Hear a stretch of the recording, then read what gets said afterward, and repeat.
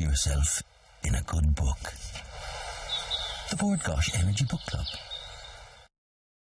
Access me. Lose yourself. I instantly sort of sit back. You think, I will lose myself then in a good book. Snuggle a little deeper into the couch. With the kids heading back to school, it's important to help them wind down in their free time. And what better way to do that than losing yourself in a good book? You have a very good voice. Mark, has anybody ever told you that? No. For September, we have a special children's book club where we've selected 3 books for 3 different age groups. Joining us now to announce this month's selection is Aoife Murray from Children's Books of Ireland. We were actually talking yesterday about sleeping and how you try and get kids to sort of relax. There's no better way, I think, at the end of the day, to get a child or an adult to relax than to send them to bed with a good book. I think so, yeah. And I think there's a lot to be said for parents reading with their children as well.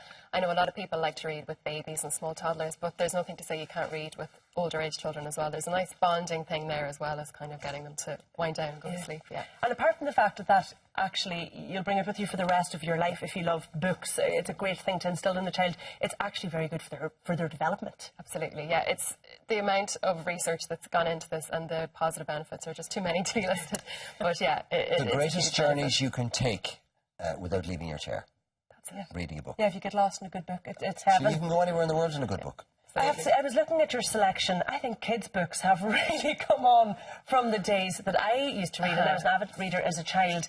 The first one that you've chosen is Danger is Still Everywhere by David O'Doherty, the comedian. I have it here with me. I mean, he's pretty wacky himself. He's pretty off the wall. Yeah, a lot of parents will know of David O'Doherty from his stand-up. He's on TV every so often as well. Your award winner? Indeed, exactly.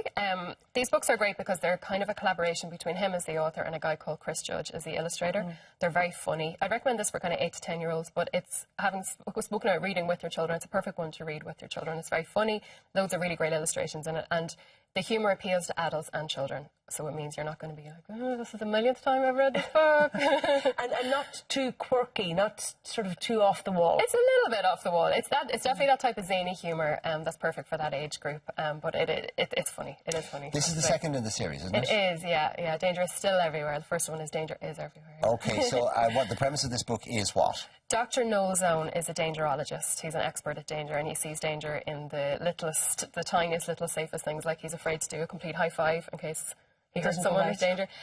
So he is trying to write this guide to danger, a dangerologist guide, but his friend has asked him to look after his dog called Napkin, and of course everything goes mad. And you can become a pupil of dangerology. Yes, that's his aim. That's what he wants people to become, so that everything's safe. I suppose it's this idea that maybe parents are a little bit too careful with their kids and say, don't do this, don't do that. It's kind of poking fun at that a little bit. Yeah. I noticed it's quite a thick book. It is, for an 8 to 10 year old. It is, but I mean, it's as I said, it's divided up with the great illustrations in it. Text isn't too small.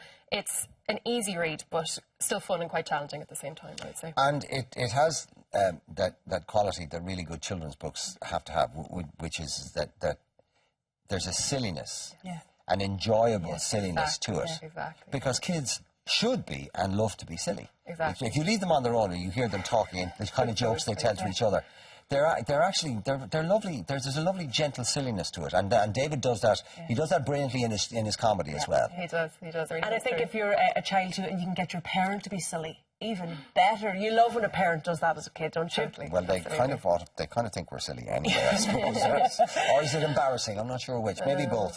Right, let's move on. Name Upon Name by Sheena Wilkinson. Now, this is aimed at 10 to 12. But this is a completely different horse a completely different kettle of fish or horse of a colour, if I can miss Completely different. Sheena is an award-winning writer, and with this book she's decided to write about historical fiction, so she's chosen 1916. But she's good timing, given what's going to be happening in the next year. Yeah, the Earth commemoration coming up next year. She's written it from the point of view of a 14-year-old girl who lives in Belfast, so it's not set in Dublin specifically. Her father's family are Protestant and Unionist, and her mother's family are Catholic and Republican. And when 1916 happens, she's kind of caught between the two. She has one cousin who goes away to fight on the front, and another cousin who decides to fight with Britain because he thinks it'll make it better for home rule for Ireland. And in an awful twist of fate, he ends up being sent to 1916 to fight against his fellow kind of countrymen.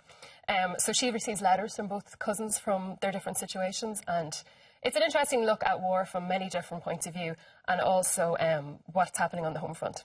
It's a lovely way of sort of introducing your child to what's going to happen next year, because it's going to be everywhere at the 1916 Well, they'll be doing it as part of their commemorations. history. Yeah, they courses did it in anyway. school, but if it's another way of getting them to look at it outside of the school curriculum, outside of the history. I isn't think it? so, yeah. Hopefully your kids would read this and it would be an enjoyable read that informs them a little bit about a very complicated situation. I don't think anyone can explain it in black and white exactly what happened in the background to it, but this is, I think, a good starting point. Well, you summed it up very well there at the start. I tried my best. But you also highlighted an issue that tends to be completely forgotten where that era is concerned. I mean, it's kind of black and white. You know, we were fighting for our freedom and all the rest of it. But there were 50, 60, 70,000 Irishmen who went and effectively fought for the enemy because they thought it would be better for Ireland. So it was an absolute act of patriotism on their part. Absolutely. They did that and then were vilified afterwards. Yeah, I think lately we've only begun. Well, we're beginning to celebrating address that now. what they did, yeah. This, apart from being a bloody good read, will also feed very nicely into whatever coursework people will be doing next year, and I'd imagine a lot of coursework will feature on it. I Yeah. think so, yeah. Big class novel for Boys next or year, I think. girls or both? Both. It talks about war, which you might consider to be a boy topic, but it's a female protagonist. so Okay, both for now, sure. Demon Road by Derek Derek Landy. It's Landy. the third book for 12 to 14-year-olds. Yeah, another very different read. It's now a big chunky one, as you can see. in my book, Derek Landy is a genius. He is, and it's just, I'm sure parents, when they're watching this, are saying, oh yeah, Derek Landy, you know him well, because kids of all age groups across the country loved his Skullduggery Pleasant series, which just was huge. He's finished that series now, and this is the new one, Demon Road. It's about a 16-year-old girl called Amber who lives in Florida, and I was trying to think what I can say about the book without giving away all the spoilers and saying exactly what happens, but basically her parents are out to get her. I know all 16-year-olds think their parents are out to get them. Her parents really are out to get her. Listen, that sells it right there. He knows my life. You sounded like a teenage girl there, Mark. First-hand experience, sadly, but go on. Yeah, so that's what happens. I will say now, you would have had maybe 7, 8-year-olds up reading Skullduggery Pleasant. This is being pitched to slightly older, but I'm sure there'd be some good 12-year-old readers who'd be definitely well able for it. It's more horror, more kind of guts and blood, but kids love all that. But he understands his constituency very well, and he knows they're now in the next phase. Exactly, that's what it is, exactly. So But it's he's kind so funny. And He is. It's that typical dry kind of wry humour that he writes. okay, that's Demon Road by Derek Landy, Name Upon Name by Sheena Wilkinson, and Danger is Still Everywhere by David O'Doherty. A great selection Thank of you, books there. Eva. All right, thank you. Okay, how would you like to be in with a chance of winning a book club goodie bag and a Versus tablet? All you have to do is send us in your 50-word review of any of our book club picks this month.